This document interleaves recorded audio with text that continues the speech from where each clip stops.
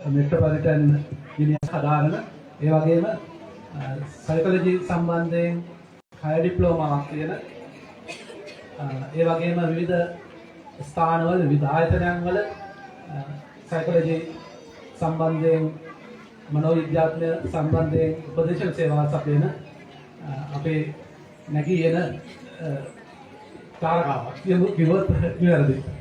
සිංහලට over to you. Thank you, Lionshree. හරි. දැන් මං ගැන දන්නව නේද? මං ගැන දන්නවද? නෑනේ. ඒකනේ. එතකොට මේ කවුද මං අංකල් කෙනෙක් ඇවිල්ලා කිව්ව නේද? එහෙමද හිතන්නේ? කවුද මං අංකල් කෙනෙක් ඇවිල්ලා මං ගැන මෙන්න මෙහෙම කොයිද සයිකොලොජි එකක් කරනවා මෙහෙම තැන් තැන් වල කරලා තියනවා කියලා එළ කිව්ව නේද? තේරුණාද? කොහොමද තේරුණා තුසන් බා? තේරිලා නෑනේ. ඒකනේ. හරි. අපි එන තේරෙන්න මං ගැනත් කියලා අපි වැඩසටහන පටන් ගමු. හරිද? හරි. මම දැනට කාඩිෆ් මෙට්‍රොපොලිටන් යුනිවර්සිටි එකේ විශ්වවිද්‍යාලයේ උපාධියක් හදාගෙන ගමන් ඉන්නේ. ඉතින් තව පොඩි කාලෙකින් මගේ උපාධිය ඉවර වෙනවා. ඒත් එක්කම සයිකොලොජි කියන එක සයිකොලොජි දන්නේ අය කවුද බං? අතුස්සන් මොකද්ද සයිකොලොජි කියන්නේ? එක්කෙනා නේදනේ. තව කවුද?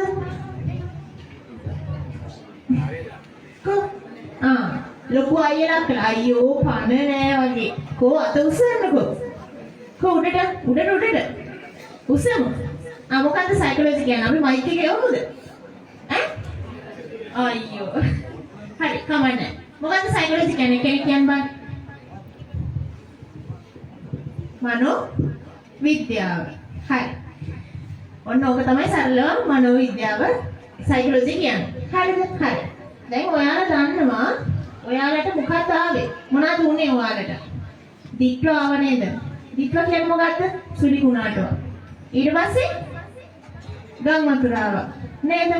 ඔයාලගේ පොත්පත් ඊට පස්සේ ගෙවල් වල දීපල හානි ගොඩක් වුණා නේද? පොත් නැති වුණා. ඔයාලා ලස්සනට අකුරු ලියලා තිබ්බ පොත් නැති වුණා නේද? ඒවා ගහගෙන ගියා. දුකයි නේද? දුකයි නේද? දුකයිද? කොදුක නැද්ද? ඒකනේ. හරි. එහෙනම් ඔයාලා දන්නවා සාමාන්‍යයෙන් ලොකු වැස්සකට පස්සේ ඒ කියන්නේ අපි දන්නවා මොකද්ද සාමාන්‍යයෙන් වැස්සක් ආවට පස්සේ ඒ කියන්නේ ගහක කොළ වැටුණාට පස්සේ ඒ ගහ මැරෙනවද? කොළ වැටුණා කියලා නෑ නේද? හරි. ඊට පස්සේ වැස්සට පස්සේ ආයේ කොළ ලියනවා. ඒකනේ දල් දානවා නේද? හරි. අන්න ඒ වගේ තමයි වැස්සක් ආවා කියලා කොළ වැටුණා කියලා ඔයාලා පල්ලෙහාට වැටිලා හරියනවද? නැහැනේ. ඔයාලා දිනන්න ඕනේ නේද? දිනන්න ඕනේ නේද? දිනන්න ආස නැද්ද? ලොකු තැන් වලට යන්න ආස නැද්ද? ඈ?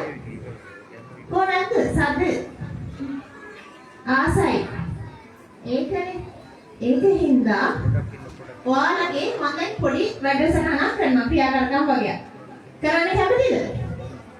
දැන් මේ ලයන් අංකල්ලාගේ ඊට පස්සේ මේ මාමල නැන්දලාගේ කතා වගේ ඉඳලා කම්මැලිනේ.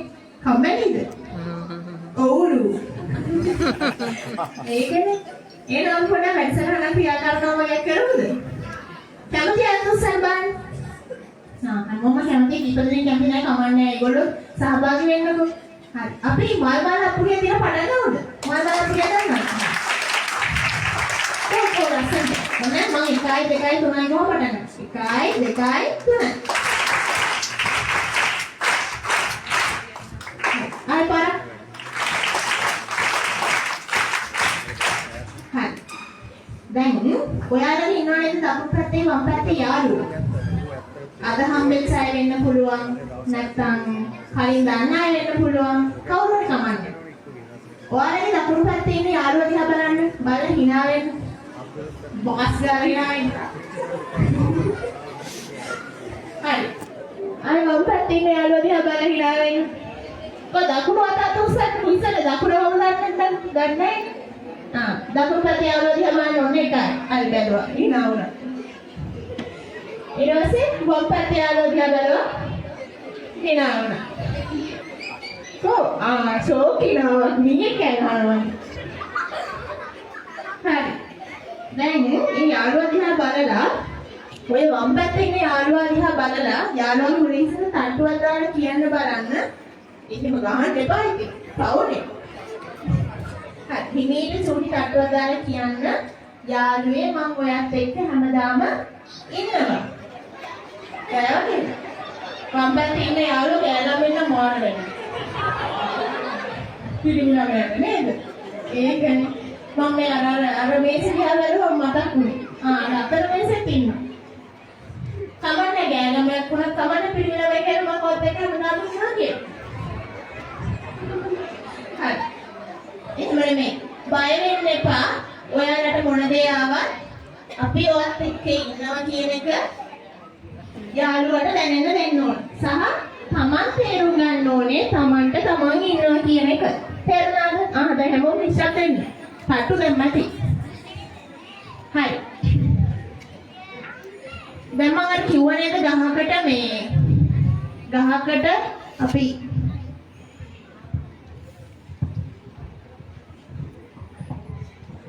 එච්චර යන්න පුළුවන්. දැන් ඔයාලට අලුත් පොත්පත් හම්බ වෙනවානේ. දැන් අද මෙතනට ආපු මේ හේතුව දන්නව නේද කට්ටිය? ඔයාලට අලුත් පොත්පත්, බෑග්, පැන්සල්, උපකරණ ගන්න තමයි ආවේ. නේද? එතකොට දැන් මොය දෙන පොත්වල මොන හිස්පිටු නේද තියෙන්නේ? හිස්පිටු. ගන්නනේ ඔව්. හරිද? හරි. හිස්පිටු වල ඔයාලා ආසයි නේද අලුතෙන් ආයේ අර අලුත් පොත් හම්බුනාම ඒ සුවඳ නේද? ඒවා හරි පරිස්සමට පාවිච්චි කරනවානේ. අන්න ඒ වගේ ඔයාලට පුළුවන් කොහොමද ඒ හිස්පිටු වල අලුත් කතාවක් ලියන්න. තේරුණාද? මම අර මෙතන දැන් ඉස්සරහා ඉන්නේ මම එක්කෙනෙක්ට ගිහින් අහනවා ඔය ලොකුනාම කවුරු වෙන්නද කැමති කියලා. කමක් නැද්ද? මෙච්චරයි මයික් එකෙන්.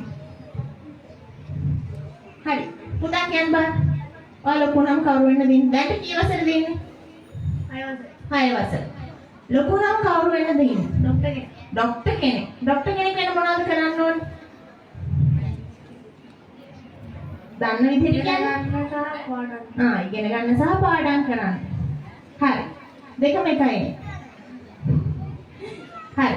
දෙකම එක වුණාට අපිට ડોක්ටර් කෙනෙක් වෙන්න අලුත් අභියෝග ඊට පස්සේ අලුත් වැඩසටහන් ඒ වගේ දේවල් වලට මුහුණ දෙන්න වෙනවා. අභියෝග වලට විශේෂයෙන්ම. ඔයාලා මේ ජීවිතේ ඔයාලගේ වයසට මුහුණ දුන්න එක අභියෝගයක් තමයි මේ දික්වා කියන්නේ. නේද? ගම් වතුර කියන්නේ. එතකොට ජීවිතේ අභියෝග ආව කියලා අපි අභියෝග වලින් පැනලා ගිහලා හරියනවද? කොහොම? නෑ නේද? ඔය එහා පැත්තේ ඉන්න අයියා කියන්න බෑන. ලස්සන අයියා කෙනෙක් ඉන්නවා. අභියෝග වලින් පැනලා ගිහලා හරියනවද? ඔව්. නෑ. හරි. ඒකනේ. හරි. අපි දැන් එහෙනම් තව පොඩි ක්‍රියාකාරකමක් කරමු. ඔයාලගේ අත ගන්න මොකක් හරි අතක් අත අරගෙන අනිත් අතින් ඔයාලගේ අල්ල දන්නව නේද? අල්ලට එක ඇඟිල්ලකින් තට්ටුවක් දාන්න බෑ. කාට නම් කරලා. එක ඇඟිල්ල. සද්දයක් ඇහෙනවද?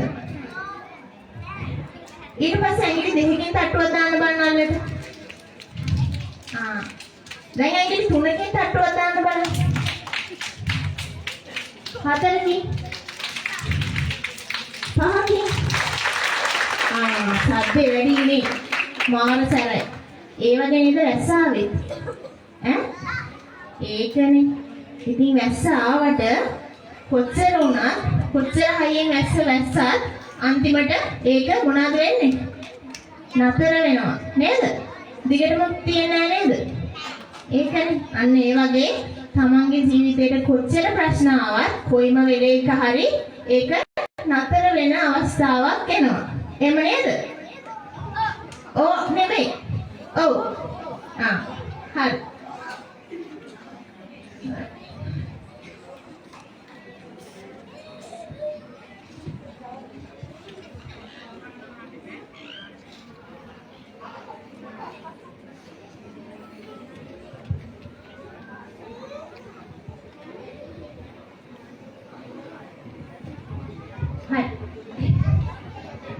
පොඩ්ඩක් කම්මැලිකම ගියාද? අපි තව සුටි වැඩසටහනක් මේ ක්‍රියාකාරකමක් කරමුද? බෑ. කොහොමද බෑ කියපු කෙනා එන්න බාන ඉස්සරහට. අනේ එන්නකෝ අනේ. මට බලන්නත් ආසයි. දැන් අනිත් අය හැමෝම ඔව් පුළුවන් කියවනේ. එන්න බාන නෑ නෑ බෑ කියපු කෙනා නම් ගාවට යන්න ඕනේ. කොහොමද මේ දිග මයික් එක දෙන්න?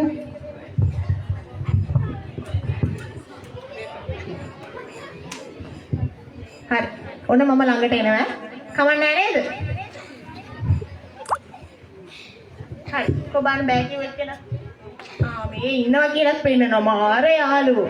එහෙම හරියද? ඔයාට බෑ කිව්වේ. ඔළුව මෙහෙම නෙමෙයි. ආව්. හරි. මාත් එක්ක යන්නේ නැවද ඉස්සරහට? ඈ? නෑ. ඉතින් කමන්නේ බෑ කිව්වනම් බෑ නෑ කියලා කිව්වනම් පුළුවන් වෙන්නත් එපා. ඈ? බැරිද? ඔයා දක්ෂයෙක්ද? ඔයා වැඩේ නෑ. අයියෝ වැඩේ නෙමෙයිද? එහෙනම් බෑ කිව්වේ වැඩේ කින්දනේ. ඈ? උඩ කියන්නකො දක්ෂයෙක්ද වැඩේද? දක්ෂයෙක්. දක්ෂයෙක්? මොන වගේ දක්ෂයෙක්ද? ඔයා මොනවා කරන්නද ආස? වැඩ කරන්න. වැඩ කරන්න. එතකොට වැඩෙන්නේ නෙමෙයි කියුවේ එහෙනම්. හරි. එතකොට දැන් ඔයා වැඩෙක් නේද එහෙනම්? ඒත් නෑ. වැඩ කරන්න ආසයිලු වැඩෙක් නෙමෙයිලු. කමන්නේ. තව වැඩෝ ඉන්නේ කවුද? අන්න අපේ ඉස්සුවා. කොහොමද වැඩේද ඔයා? හරි. මෙතන ඉන්න පාඩම් කරන්න අකමැති. නමුත් විවිධ දේවල් වලට දක්ෂ කවුද ඉන්නේ? නටුම් වෙන්න පුළුවන්, චිත්‍ර වෙන්න පුළුවන්, ඩ්‍රාමා වෙන්න පුළුවන්, සින්දු කියන්න පුළුවන්. දැන් මට නම් මේ ඉස්සරහ මේසෙන් හම්බුණා ලස්සනට සින්දු කිව්වා. සුඩි නංගේ පුතා නංගි හරි මල්ලි හරි කමන්නේ. මල්ලි නෙමෙයි මේ කවුද දුවද? පුතා කී වසරද? 12 වසරේ. ඒ වෙන්නේද? මොනවද එලෙලන්ට කරන්නේ? ආර්ට්. මොනවද කරන විෂය? චිත්‍ර. හරි. සිංහලයි BC චිත්‍රයි. ඊට අමතරව චිත්‍ර වලට අමතරව ඔයාට සින්දු කියන්න පුළුවන් නේද? එහෙනම් වැඩෙක් තමයි. දක්ෂයෙක් තමයි නේද? එතකොට දැන් ඔයාලා ඒ වගේ තව කවුද ඉන්නේ? චිත්‍ර අඳින්න දක්ෂ. හරි. මම දැන් ඔන්න පොඩි වැඩක් කරනවා. දක්ෂයෝ හොයන්න.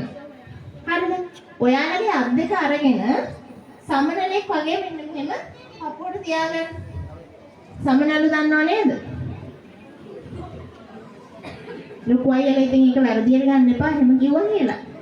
පොඩි අයත් ඉන්නවනේ. hina වෙන්න එපා ඉතින්. හරි.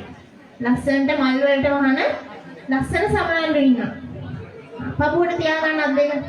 ඇස් දෙක වහගන්න. ඔන්න මම ඇස් දෙකත් වහගෙන ගියා හොරෙන් බලන්න බෑ. හොරෙන් බැලුවොත් එහෙම ගන්නවා ඉස්සරහට. හරිද? කො ඇස් දෙක වහගන්න. හොඳ හුස්මක් ගන්න. හිර වෙයි. හොඳ හුස්මක් අරගෙන පල්ලෙහාට දාන්න. ආයෙත් පාරක් හුස්මක් ගන්න. හරි. ඔන්න මම අහනවා ඔයාලා ඇස් දෙක අරින්න ඔට්ටු නෑ ඔන්න. අපි කවුද? ළමයි. අපි දක්ෂයෝ. කියන්න බෑ අපි කවුද? කො සද්දෙමද? ඇහෙන්නේ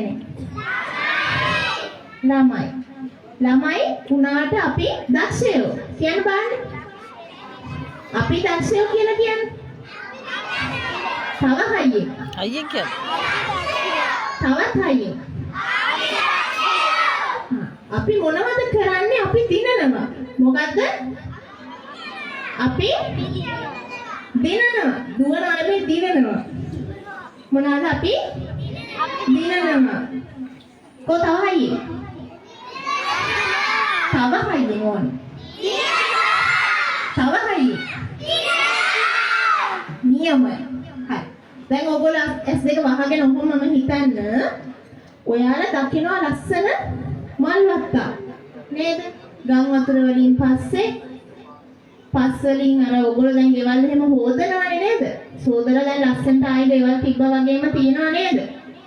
ඔව් හරි. ඕනේ මේ ඔව්. දැන් මටත් ඔව් කියනවා. හරිද?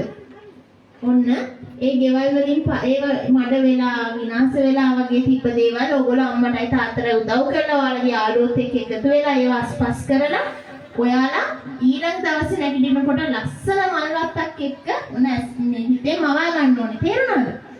ලස්සන මල් වත්තක් එක්ක ලස්සනට ඉර පායලා වැස්සක් ආවේ නැති ගානට නේද? ලස්සන දවසක් එනවා නේද? බලන්න හිතින් මවා ගන්න ඔයාලා. ලස්සනට ඉර පායපු කුරුල්ලන්ගේ කීචි බීචි නාදය ඇහිච්ච ඇහෙන ලස්සන දවසක් නේ. අන්න ඒ වගේ හිතින් මවා ගන්න. ඒ එක්කම හොඳ හුස්මක් හිමීට අනිත් කෙනාට බාධාවක් නොවන විදිහට පපුවට ඔය සමනල්ලු පියාඹනවා වගේ පපුවට හිමීට තට්ටු කරන්න. හිමීට තට්ටු කරන ගමන් ලස්සන ඉර පායපු දවසක්. ලස්සනට කුරුල්ලන්ගේ කීචි බීචි ශබ්දය ඇහෙනවා නේද?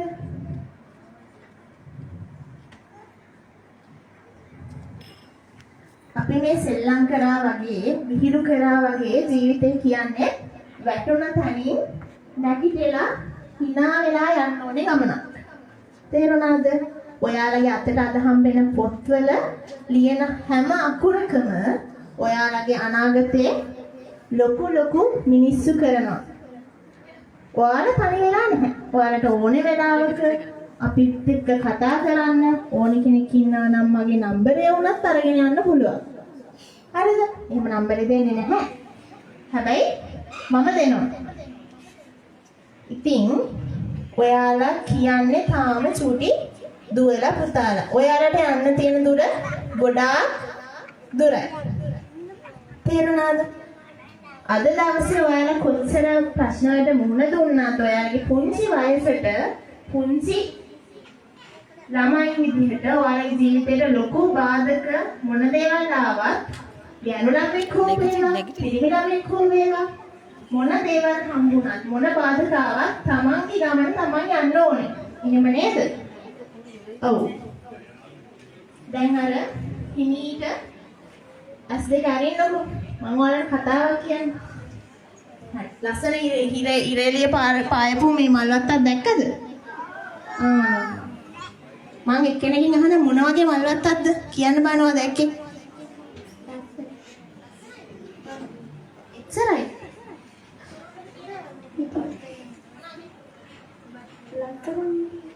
ලස්සන එවුන් හිටියලු. හරි. කමන්නේ ලස්සන කුරුල්ල හිටපු ලස්සන දවසක්. චූටි නංගි මොනවද දැක්කේ?